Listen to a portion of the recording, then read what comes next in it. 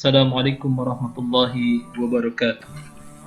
Alhamdulillah, wassalatu wassalamu ala rasulillah wa ala alihi wa ashabihi ajma'in, amma ba'd. Sahabat muslimin yang dicintai Allah subhanahu wa ta'ala, marilah di kesempatan ini kita belajar tentang riba. Namun sebelum kita membahas tentang riba, izinkanlah sedikit menyinggung kepedulian kita terhadap harta yang kita peroleh, baik yang halal ataupun yang haram. Pertanyaannya, pedulikah kita? Rasulullah Shallallahu Alaihi Wasallam bersabda, barang siapa yang tidak menghiraukan dari jalan mana dia memperoleh makanan, halal atau haram, maka Allah juga tidak akan menghiraukan untuk memasukinya melalui pintu-pintu yang mana masuk neraka. Sahabat muhsinin, ketika kita sudah tidak peduli lagi harta kita halal ataupun haram, maka ancaman Allah subhanahu wa ta'ala pun tidak memperdulikan dari pintu mana kita akan dimasukkan oleh Allah ke dalam neraka jahanam. Bahkan Rasulullah Shallallahu Alaihi Wasallam bersabda, la ya'tiyanna 'alan nasi zaman la yubalil mar'u bima akhadal mal amin halalin amin haram. Akan datang suatu zaman di mana manusia tidak lagi peduli dari mana mereka mendapatkan harta, apakah dari usaha yang halal atau yang haram. Sahabat muhsinin, masa itu adalah akhir zaman, dan akhir zaman itu adalah sekarang.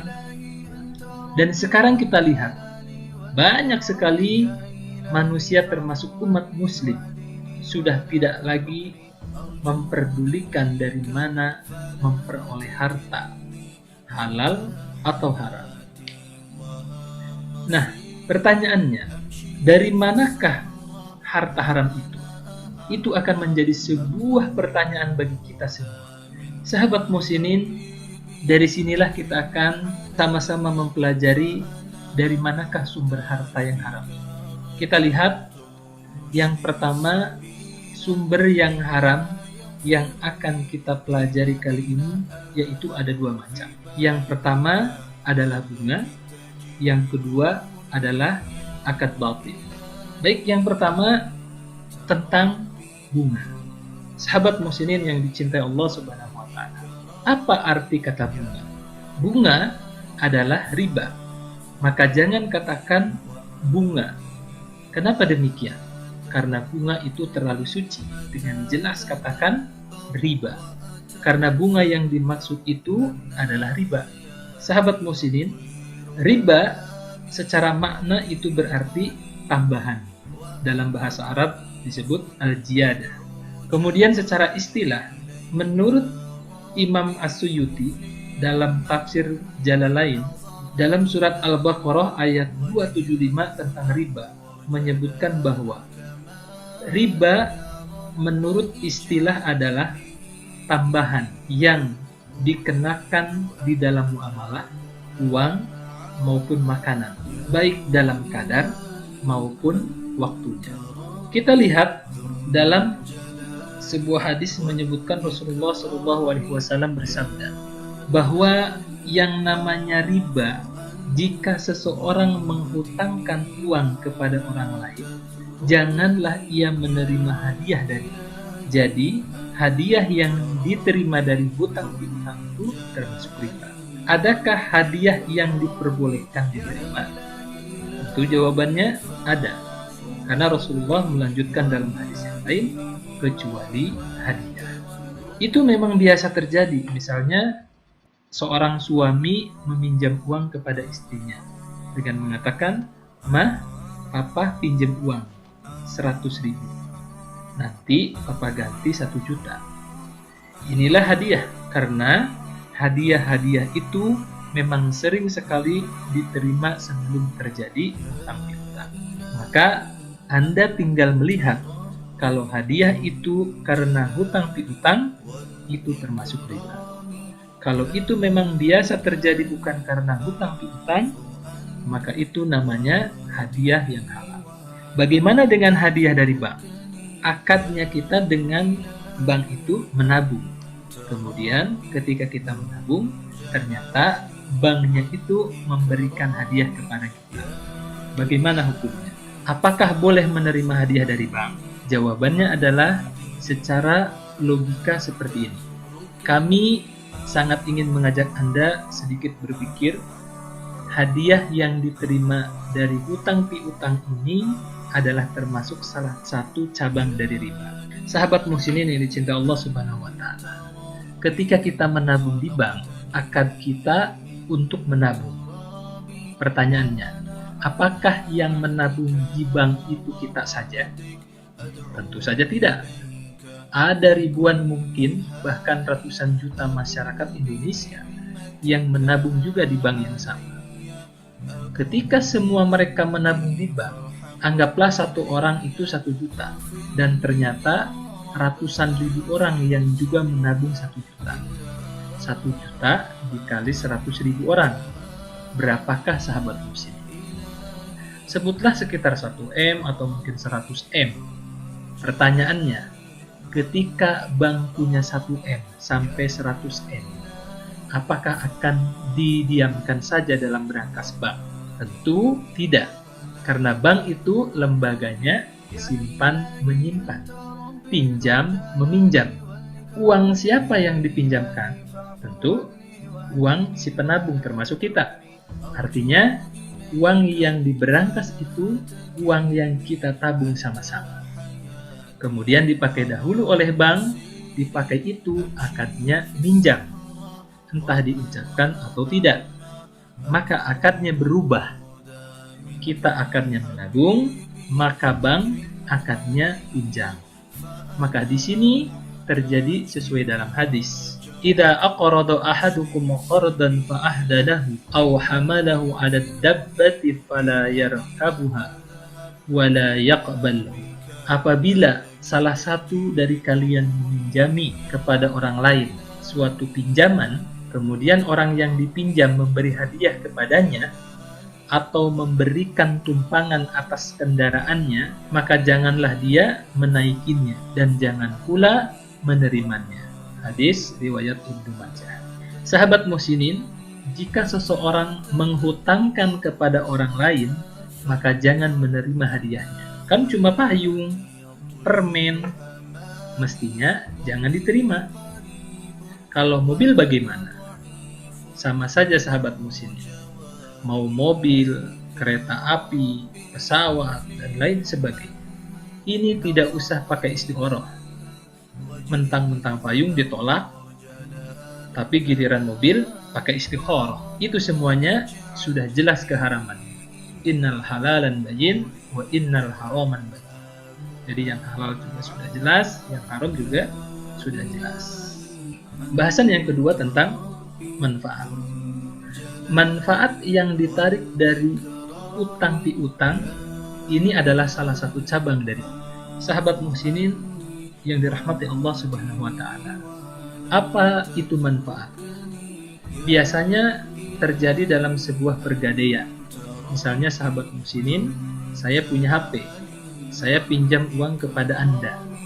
Saya pinjam uang 1 juta dan HP ini sebagai jaminannya. Atau digadaikan. Maka saya gadaikan HP saya dan HP diterima oleh Anda dan saya menerima hutangnya berupa uang dari Anda 1 juta. Perhatikan manfaat yang ditarik menghutang piutang adalah salah satu cabang dari riba. Anda gunakan HP saya hanya untuk sekedar melihat jam, maka manfaat itu termasuk riba. Atau bahkan Anda mungkin menggunakan HP saya yang dijadikan jaminan itu sebagai alat komunikasi, misalkan untuk jualan online. Nah, maka manfaat itulah yang dikatakan sebagai riba. Bagaimana hukumnya? Apa yang harus kita lakukan? Tidak boleh diapa-apakan. maka tidak boleh mendapatkan manfaat dari utang piutang. Kenapa demikian? Karena di dalam Islam, utang piutang itu adalah tolong menolong. Kemudian berikutnya, ada perbedaan antara laba dan juga riba. Kita lihat sahabat muslimin yang dicintai Allah Subhanahu wa ta'ala. Dalam bahasan laba dan riba, cara membedakannya bagaimana? Kalau laba atau profit itu ada di jual beli. Jual beli itu terjadi antara uang dan barang. Kalau misalnya uang dengan barang ada marginnya, maka itu adalah profit. Kalau riba itu uang dengan uang. Uang dengan uang itu adalah utang piutang. Kalau ada margin, maka margin itu adalah riba. Semoga bisa dipahami ya. Uang dengan uang adalah piutang dan uang dengan barang itu adalah jual beli. Inilah yang Allah Subhanahu wa ta'ala bedakan dalam surat Al-Baqarah ayat 275. Wa ahalallahu al-bai' wa harrama riba.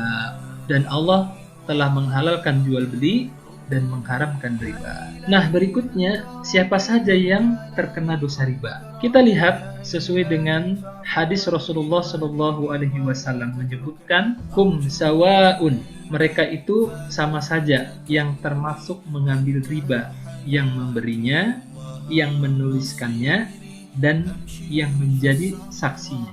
Kurang lebih ada 4 orang dalam hadis ini yang dikatakan oleh Rasulullah Shallallahu Alaihi Wasallam yang terkena dosa riba secara langsung. Nah, pertanyaannya, bagaimana dengan security, office boy, HRD, dan lain sebagainya yang tidak terkait dengan 4 hal tadi? Sahabat muslimin yang dicintai Allah Subhanahu Wa Taala, menurut Ustadz Erwandi kurang lebih mengatakan begini. Jika security di sebuah bank itu ada atau tidak ada security-nya, kemudian operasional banknya tetap berjalan, maka yang bekerja menjadi security tidak akan kena dosa ribanya. Tetapi sebaliknya, jika ternyata ada atau tidak adanya security, operasional bank atau transaksinya tidak berjalan, maka security ini akan kena dosa riba. Silahkan, kami tidak akan menghukumi persoalan itu. Kalau misalnya di antara Anda ada yang masih bekerja di bank, ingatlah, yang memberikan kita rezeki itu adalah Allah Subhanahu wa ta'ala. Rezeki yang halal dari Allah Subhanahu wa ta'ala.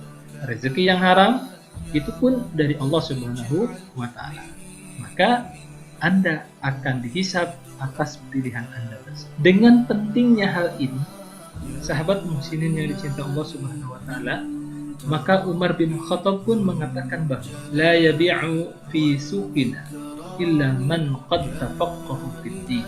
Janganlah seseorang berdagang di pasar kami sampai dia paham betul mengenai fikih muamalah dalam agama Islam. Bahkan Ali bin Abi Thalib mengatakan bahwa barang siapa yang berdagang namun belum memahami ilmu agama, maka dia pasti akan terjerumus ke dalam riba, dan kemudian dia akan terjerumus ke dalamnya dan terus-menerus terjerumus.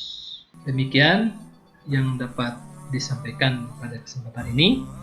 Semoga ada manfaatnya dan kita termasuk hamba-hamba Allah yang muhsinin, yang terhindar dari riba. Wa minkum. Wassalamualaikum warahmatullahi wabarakatuh. أنت ربي ذو الجلال